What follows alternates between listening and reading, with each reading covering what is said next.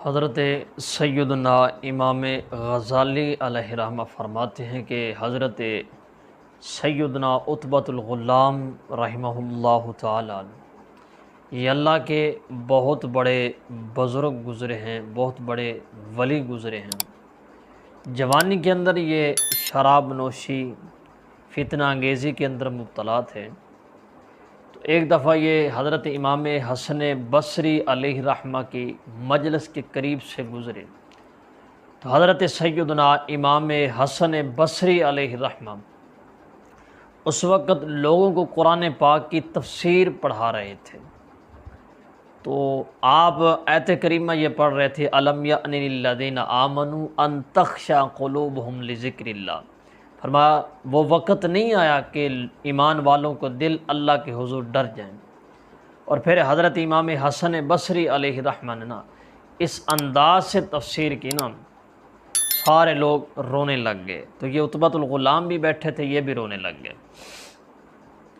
تو زار و قطار روئے، جب زار و قطار روئے اس کے بعد کھڑے ہوئے اور کہا بندہ نواز، اگر ایک فاسق و فاجر بندہ اللہ کے حضور توبہ کرے تو کیا مالک اس کی توبہ قبول کرے گا یا نہیں کرے گا؟ حضرت امام حسن بصری نے فرمایا کیوں نہیں، وہ مالک کریم ہے، ایک آنسو سے سارے معاف فرمانے والی ذات ہے وہ، ہاں تیری توبہ رب قبول کرے گا۔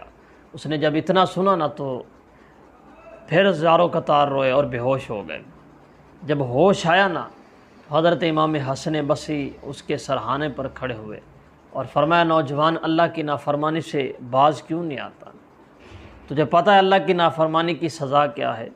اللہ کی نافرمانی کی سزا یہ ہے کہ بندے کو جہنم نصیب ہوتی ہے، اور یہ تیرا نرم و نازک جسم جو ہے، اگر تو چاہتا ہے کہ جہنم کے اندر سڑتا رہے جلتا رہے تو اللہ کی نافرمانی سے باز نہ آ۔ اگر تو چاہتا ہے کہ اللہ تجھے دائمی نعمت عطا فرمائے، جنت عطا کر دے، تو پھر اللہ کی نافرمانی سے باز آ جائے۔ جب اتنا سنا پھر رونے لگے، ہزاروں قطار روئے، پھر بے ہوش ہو گئے۔ تھوڑی دیر کے بعد جب ہوش آیا تو رب کی بارگاہ میں ہاتھ اٹھا دیے، مولا میں تیرے حضور توبہ کرتا ہوں، مولا میری توبہ قبول فرما۔ اور ساتھ ہی 3 دعائیں مانگی، مولا یہ میری 3 دعائیں ہیں، ان کو بھی قبول فرما دے۔ پہلی دعا یہ تھی کہ یا اللہ مجھے تو حافظہ قوی عطا کرے گا، اتنا زیادہ حافظہ عطا کرے گا کہ میں چند دنوں کے اندر تیرے کلام کا حافظ بھی بن جاؤں، تیرے محمد عربی صلی اللہ علیہ وسلم کے شریعت کا عالم بھی بن جاؤں۔ دوسری میری دعا یہ ہے کہ مولا تو مجھے آواز سونی عطا کرے گا کہ میں جہاں بھی تیرے کلام کی تلاوت کروں لوگ تیرا کلام سن کر رونے لگ جائیں، ان کے پتھر دل جو ہے وہ موم ہو جائیں۔ تیسری دعا میری مولا یہ ہے کہ تو مجھے رزق جو ہے غیب سے عطا کرے گا۔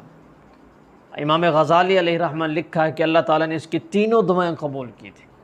حافظہ اتنا قوی عطا کیا تھا کہ چند ہی دنوں کے اندر وہ حافظ قرآن بھی بن گئے، شریعت کے عالم بھی بن گئے، اور آواز اتنی سونی اللہ تعالیٰ نے عطا کی تھی کہ جہاں بھی قرآن پاک کی تلاوت شروع کرتے تو لوگ رونے لگ جاتے، اللہ کے حضور سجدہ ریز ہو جاتے، توبہ کر لیتے اللہ کے حضور۔ اور تیسری دعا یہ تھی کہ اللہ اسے غیب سے رزق عطا کرتا تھا، غیب سے رزق عطا کرتا تھا۔ اس نے دعا مانگی تھی، مولا میری دعا یہ ہے کہ تو مجھے غیب سے رزق عطا کرے گا، مجھے تیری مخلوق کے سامنے ہاتھ پھیلانا اچھا نہیں لگتا، مولا تو مجھے غیب سے عطا کرے گا۔ امام غزالی نے لکھا ہے کہ فرماتے ہیں کہ اسے اللہ تعالیٰ غیب سے روزی عطا کرتا تھا۔ ایک پیالہ نمودار ہوتا، اس کے اندر سالن ہوتا اور اس کے اوپر روٹیاں رکھی ہوتی، جب وہ کھا لیتے تو وہ پیالہ غائب ہو جاتا اور صبح اسی وقت وہ پیالہ نمودار ہوتا۔ تو پتہ یہ چلا کہ جب بندہ اللہ کے حضور توبہ پکی توبہ کر لیتا ہے پھر اللہ بندے کی ہر دعا کو قبول کرتا ہے۔